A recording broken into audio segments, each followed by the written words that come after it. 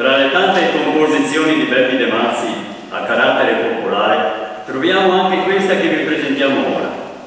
La nascita di Gesù è l'evento che ha per i credenti la più grande importanza nella storia dell'umanità e ha scelto di nascere nella mangiatoia di una capanna di pastori, tra la povera gente, proprio per insegnarci a vivere con umiltà.